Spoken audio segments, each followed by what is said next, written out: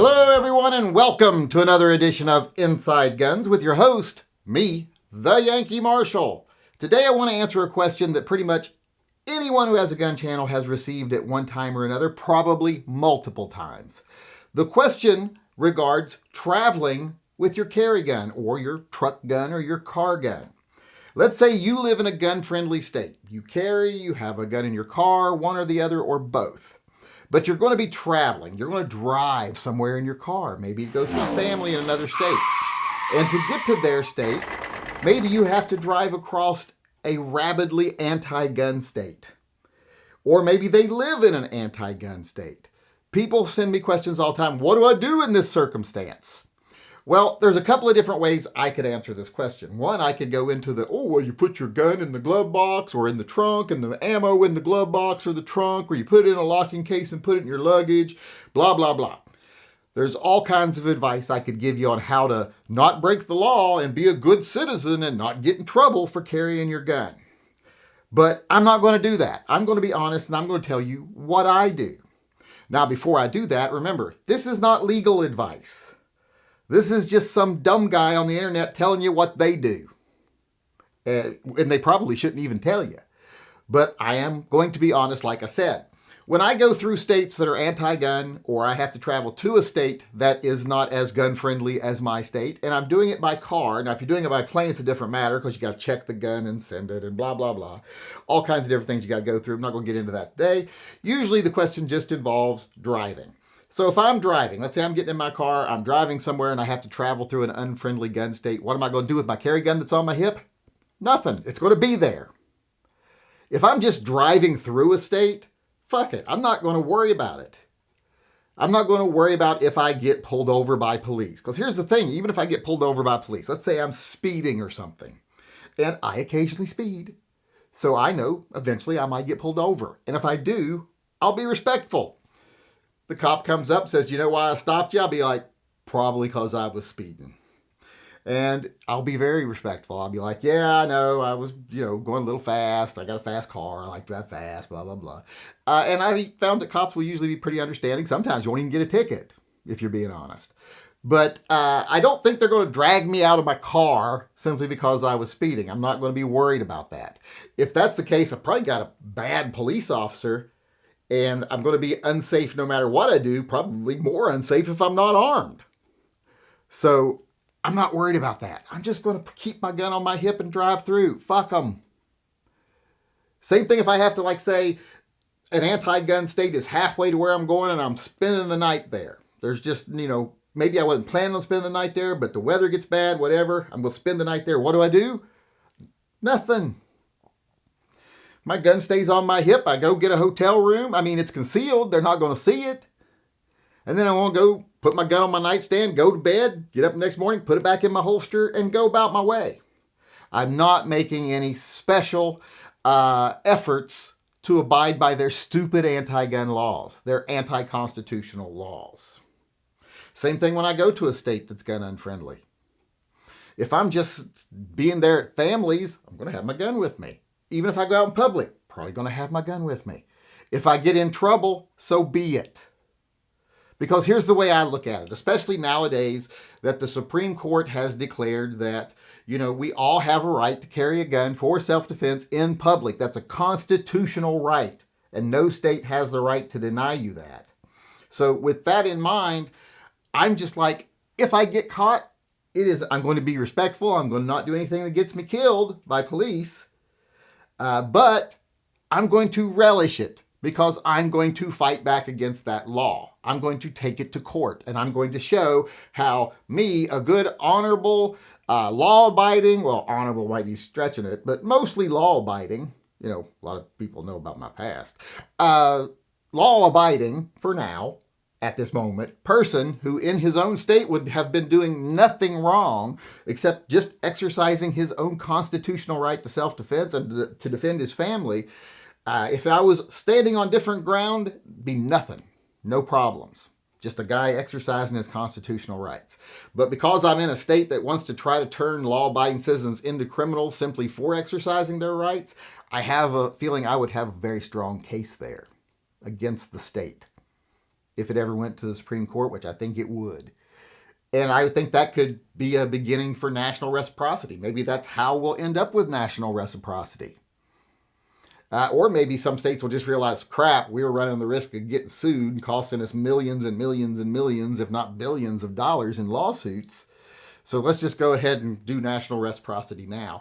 But I really don't see a lot of anti-gun states doing that. Do you see California doing that willingly on their own just because it makes good sense or it's the right thing to do? No, they're not going to.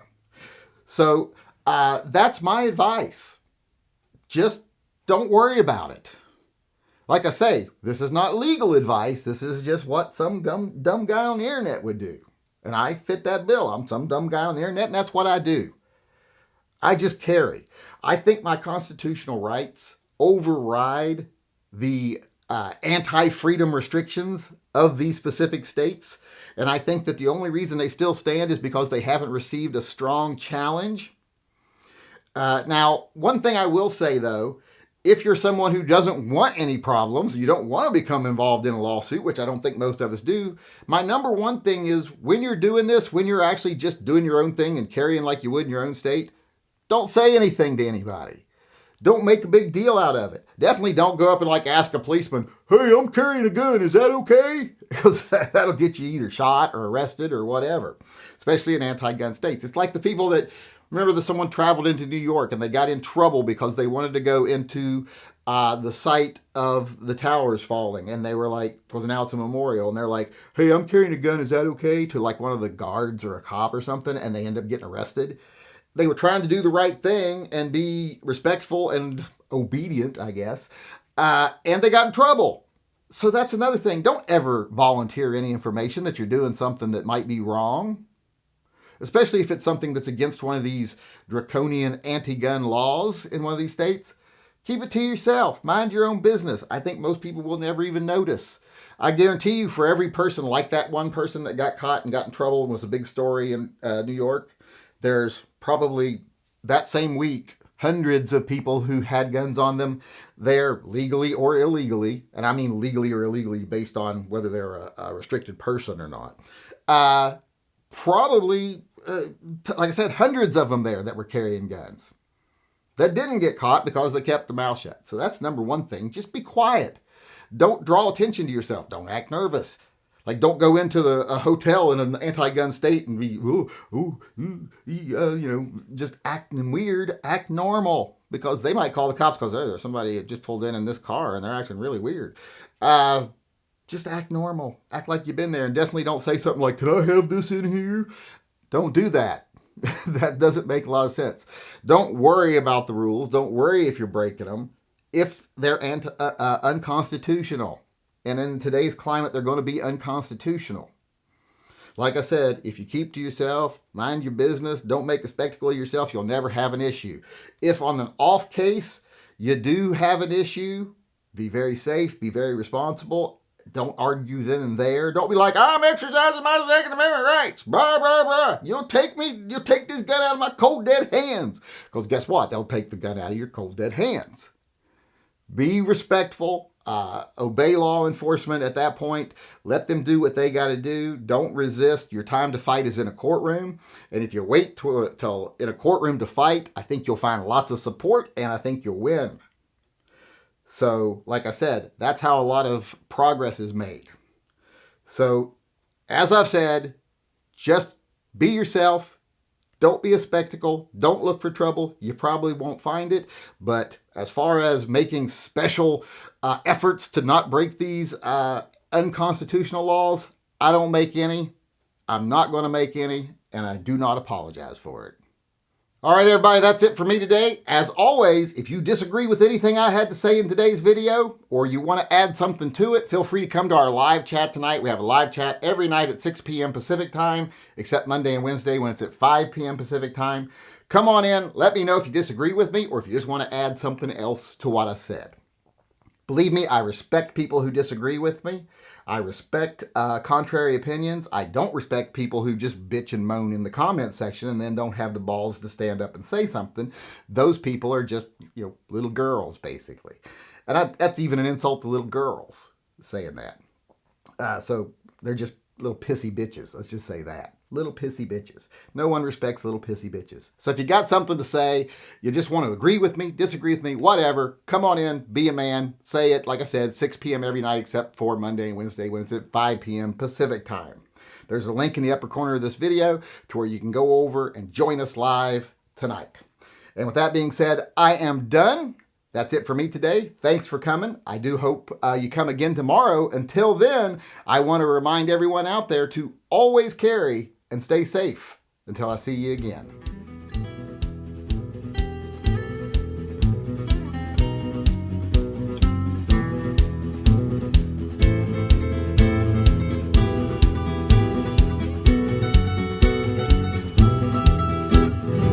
Damn it. I am a grown-ass man.